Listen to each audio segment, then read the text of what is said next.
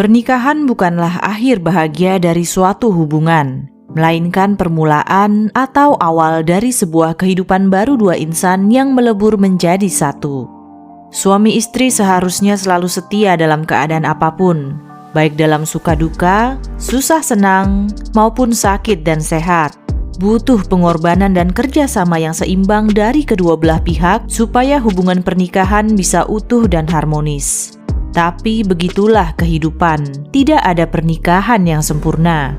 Dalam banyak kasus, pengorbanan seorang istri terkadang menjadi pisau dua mata yang kemudian berbalik menyerang dirinya sendiri. Betty mengorbankan masa mudanya demi Dan Broderick, pria yang kemudian menjadi suaminya. Betty bekerja siang malam demi bisa mencukupi kebutuhan rumah tangga dan membiayai kuliah medikal suaminya. Suami manapun seharusnya merasa bersyukur dan berterima kasih memiliki istri yang mau berkorban sedemikian rupa. Sayangnya semua pengorbanan Betty bagaikan hal yang tidak berarti di mata Dan. Hancur dan sakit hati, Betty mantap untuk membalaskan dendamnya. Elizabeth Ann Bisceglia lahir di New York pada tahun 1947 dari sebuah keluarga yang cukup berada. Tumbuh di tengah keluarga Katolik yang religius, sejak kecil ia dilatih untuk menjadi calon ibu rumah tangga yang selalu melayani dan mendukung suaminya.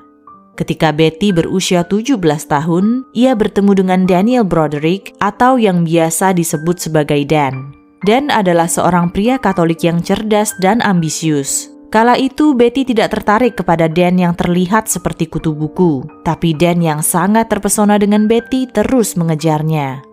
Betty pun luluh. Mereka berpacaran selama beberapa tahun dan menikah pada 12 April 1969. Betty mengatakan, setelah menikah Dan mulai berubah. Ia tidak lagi sehangat dan seromantis dulu.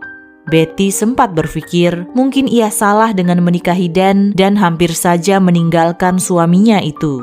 Tapi setelah mengetahui dirinya mengandung, ia memutuskan untuk bertahan. Menikah di usia yang cukup muda bukanlah hal yang mudah. Dan masih harus menyelesaikan kuliah medikalnya di Universitas Cornell. Sedangkan Betty yang hamil muda bekerja sebagai seorang guru sekolah. Perjuangan Betty jelas tidak mudah. Kelelahan, anak pertamanya, Kim, lahir prematur. Selesai dari Cornell, Dan memutuskan untuk lanjut sekolah hukum ke Harvard.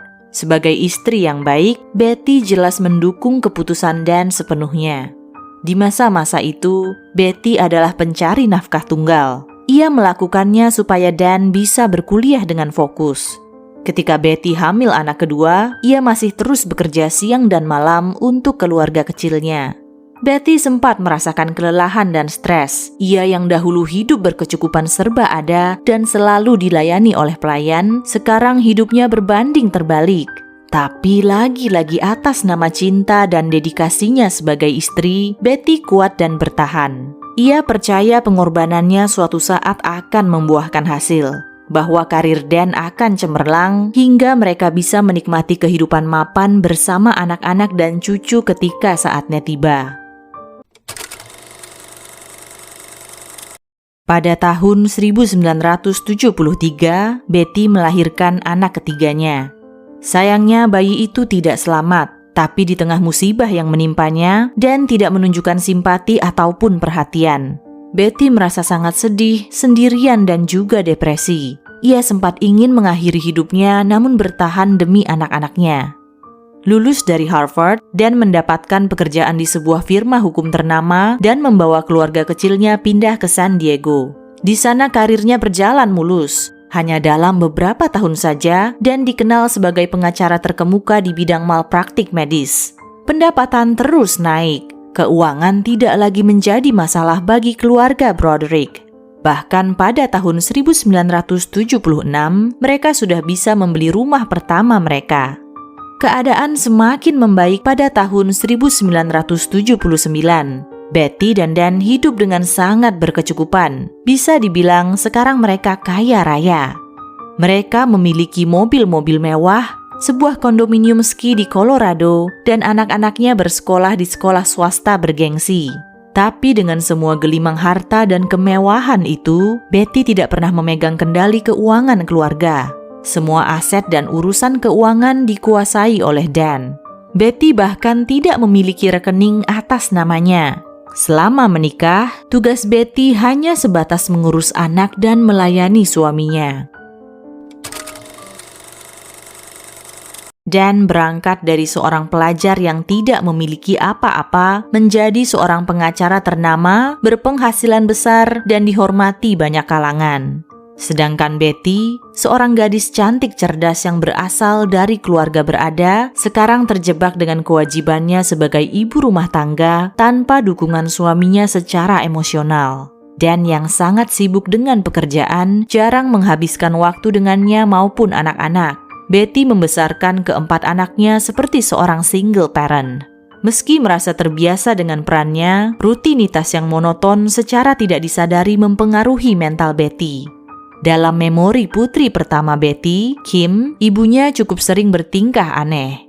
Emosinya tidak stabil, ia bisa tiba-tiba marah ataupun sedih. Meski merasa kesepian, Betty tidak pernah menaruh curiga pada suaminya. Ia paham bahwa butuh kerja keras luar biasa bagi seorang pengacara untuk membangun nama baik dan reputasinya.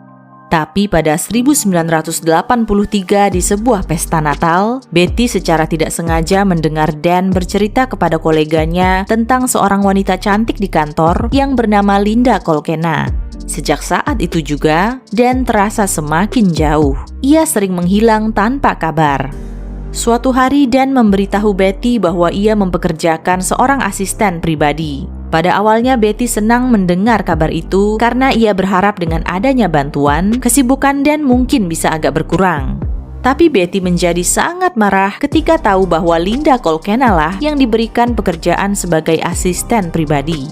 Bagaimana bisa seseorang yang tidak memiliki latar belakang pendidikan medikal ataupun hukum dijadikan asisten Dan? Linda bahkan tidak tahu bagaimana caranya mengetik. Betty mengatakan pada Dan bahwa pilihannya sangat tidak masuk akal dan mengultimatum Dan untuk segera memecat Linda.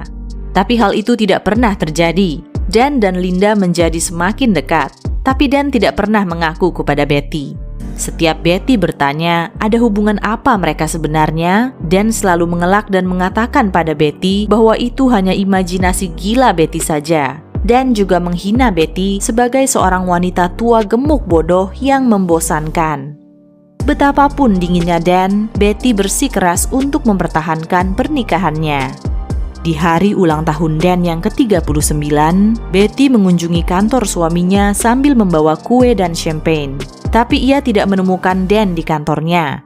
Menurut resepsionis, Dan pergi bersama Linda. Betty merasa sangat kecewa dan marah. Ia pulang ke rumah dan membakar semua pakaian Dan. Pada tahun 1985, Betty dan Dan pisah rumah. Betty yang sangat frustasi meninggalkan keempat anaknya di depan rumah Dan dengan tujuan agar suaminya paham betapa mengurus anak bukanlah hal yang mudah. Tapi keputusan Betty ini kelak akan membuatnya menyesal di kemudian hari. Di bulan September di tahun yang sama, Dan menggugat cerai Betty dan tidak memperbolehkannya bertemu dengan anak-anaknya. Pada titik ini, Betty yang semakin frustasi mulai melakukan tindakan-tindakan gila seperti melempar jendela rumah Dan dengan botol, mencoret-coret dinding rumah dengan cat, dan juga meninggalkan pesan-pesan kasar yang ditujukan untuk Dan. Proses perceraian Betty dan Dan memakan waktu yang cukup panjang. Dan dengan posisinya yang berpengaruh, pada akhirnya berhasil memenangkan hak asuh anak-anak dan semua aset-aset bersama mereka yang berharga. Pada Januari 1989, perceraian diputuskan sah. Betty kehilangan hak asuh anak-anaknya dan tidak memiliki aset apapun kecuali uang tunjangan sebesar $16.000 per bulan serta uang tunai sebesar $28.000. Dengan dihadiri teman-teman dekat dan anak-anaknya, Dan menikahi Linda pada 22 April 1989 di halaman rumah mereka di Balboa Park. Pernikahan itu dijaga ketat oleh bodyguard dan petugas keamanan atas permintaan Linda yang khawatir dengan ancaman pembunuhan dari Betty. Kekhawatiran akan ancaman Betty terus menghantui Linda. Namun Dan menenangkan Linda dengan mengatakan bahwa Betty tidak akan membunuh seseorang yang menjadi sumber penghasilan hidupnya. Pada 4 November 1989, Betty menerima surat dari Dan yang mengancam akan menyeretnya kembali ke pengadilan dan mencegahnya untuk bertemu anak-anaknya. Mungkin hal inilah yang menjadi puncak amarah Betty. Pada dini hari tanggal 5 November 1989, dengan menggunakan kunci rumah yang ia ambil dari putrinya, Betty masuk ke kediaman Dan. Dengan pistol yang ia bawa, Betty menghabisi Dan dan Linda yang sedang tertidur pulas. Setelah itu, Betty menyerahkan dirinya ke polisi. Atas tindakannya, Betty dijatuhi hukuman penjara selama 32 tahun. Pada Januari 2010, pengajuan pembebasan bersyaratnya ditolak karena Betty tidak menunjukkan penyesalan atas tindakan pembunuhan yang ia lakukan. Begitupun pada tahun 2011 dan 2017, masih tidak ada tanda-tanda penyesalan sama sekali yang mengakibatkan pengajuan pembebasan bersyaratnya kembali ditolak. Betty harus menunggu hingga sidang pembebasan bersyarat selanjutnya pada tahun 2032. Kejadian ini mengubah hidup dan pandangan Betty sepenuhnya tentang kehidupan. Kepada putrinya ia berpesan, "Jangan menggantungkan seluruh hidupmu kepada seorang pria, sekalipun pria itu adalah suamimu. Terlalu berbahaya."